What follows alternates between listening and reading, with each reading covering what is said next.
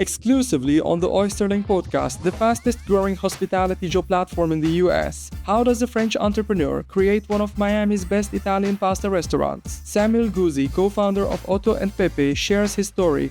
From the basics of operations to mastering the art of the perfect pasta. Hello, everyone, and welcome to the OysterLink Podcast, the fastest growing hospitality job platform in the US. Hello, Sam. Thank you for joining us today. Hello, Matt.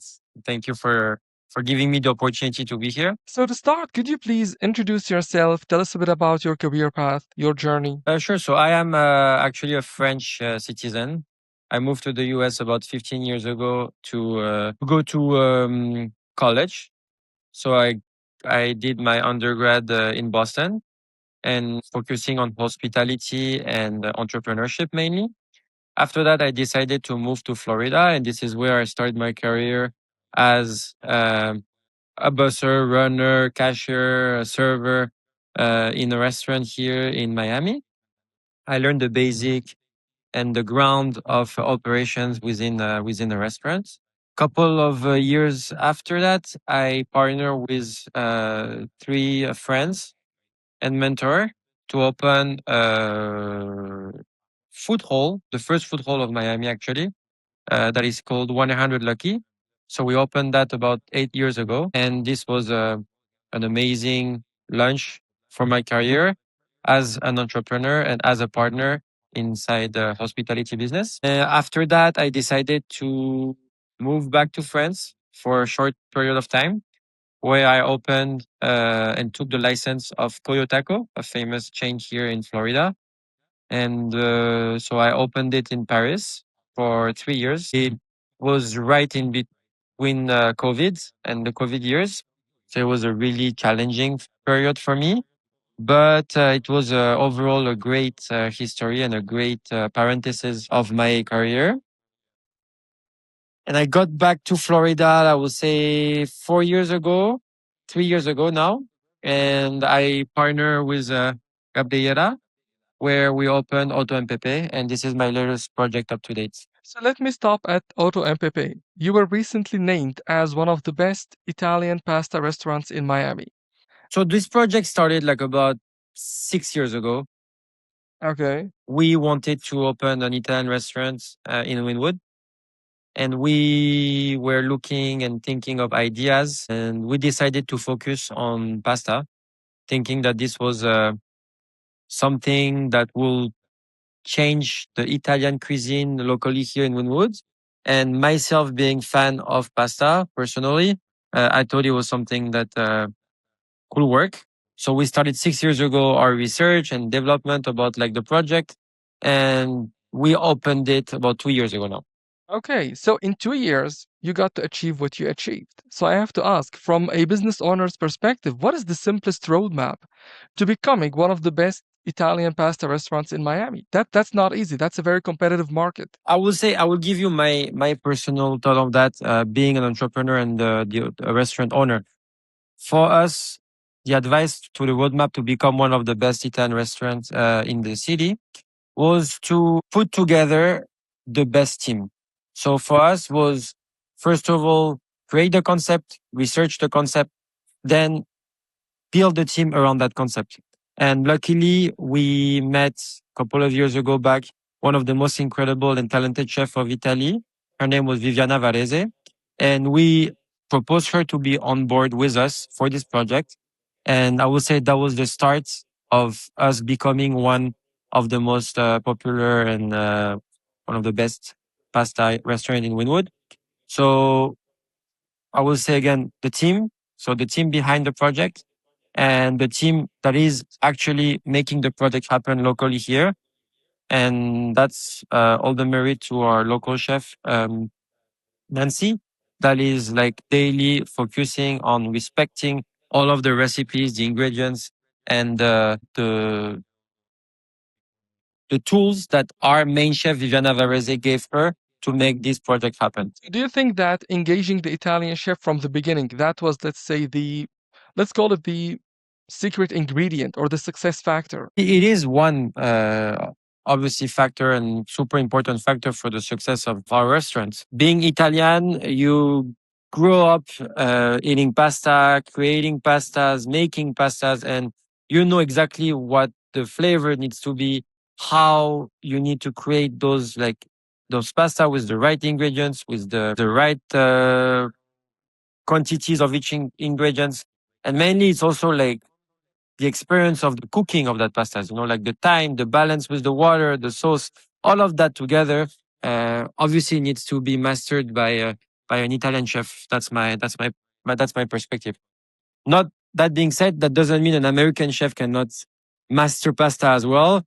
It's just like for sure initially, those chefs needs to have like kind of experience from the Italian culture, whether it is from previous jobs or videos or classes or whatever it can be. But for me, authentic Italian cuisines needs to be taught initially, but like by an Italian chef. Yeah. By the way, it's impressive that you're a French entrepreneur who succeeded in Italian cuisine in the United States. This is a very nice mix. It's in the end, like entrepreneurship is like putting together a lot of elements, and I think once you have something in mind and you have a vision of a project, again, I go back to creating the best team around your project to make it happen.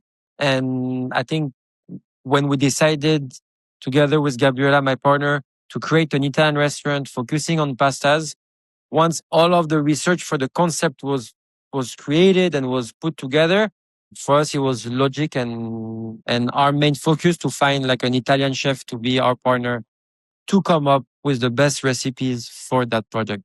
May I ask you, have you been to any Italian restaurants in Italy? Did you just go there to learn about the food culture, or was that something that you were interested in? Was it like, I don't know, your interest from the beginning, or how did that happen?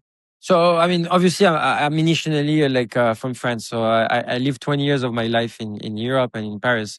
And I had the chance to travel a lot of times to Italy with family, with friends. And also in Europe, in Paris, you have a lot of incredible and amazing Italian restaurants and Italian driven concepts. And that already built my love for the Italian cuisine. And when I moved to Florida, I realized back then that there was a gap growing up in Europe, being close to the Italian culture and the Italian cuisine. And when I moved back to Florida, I realized that there was a gap between like the quality of the Italian restaurants that you could find down your house anywhere in Paris and in Europe and versus the ones that you could find in America, especially in Florida back then. So living in Miami, I realized that there was definitely a need of opening authentic Italian restaurants and Italian recipes in Miami. I'll ask you about the restaurant itself. Let's say the operational side of it. Since you're the business founder, I'm guessing you're also engaged in operations, if I'm not mistaken.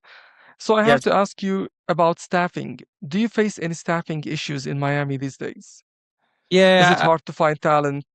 I will say that like recently, again in my young career, there is always challenges in recruitment, but I will say that recently it has been more challenging with the amount of new restaurants opening. I think they're all like trying to hunt for the best chefs and the best cooks and the best like servers for all of the restaurants. And I think there is definitely a need for more employees inside our industry currently, and it became a challenge. Definitely I mean, the became a challenge. turnover rate is like known to be very high in this industry. So how do you keep like your staff from leaving to another place just because of like higher payment? Because that's basically what a lot of restaurants are doing. They open something new, they offer a lot of money, and that's why people switch, and then they find themselves jobless after those places shut down or, decide to change their policies. So how do you keep your staff? So we try and obviously we try to be as cool as possible with them. We try and be flexible in terms of their day offs and if they have some requests, as soon as it doesn't impact the business itself, we try and be flexible. And we always want to offer them growth within our company. We currently have one of our dishwasher that stepped out as a prep cook, that's almost becoming a cook. So we try and offer them those things.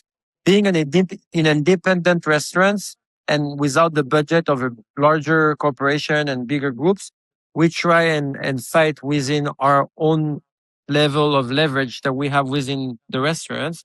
And I think right now this is what allow us to keep some of our strong employees that have been with us since the beginning. Can you tell me something that a lot of people would, let's say, get wrong about managing a pasta restaurant, an Italian pasta restaurant? Something that people don't know about how complicated this industry is from your basic, like, let's say, experience I managing this would say, place, founding this place. I would say it's in general is like Italian cuisine falls down to a really small amount of ingredients. And I would say Hmm. the biggest challenge here in Miami to run like an Italian restaurant and a pasta restaurant is first of all find the right products and source locally like the best tomatoes, the best basil leaves, and like all of those like fresh ingredients that make basically your food different than others.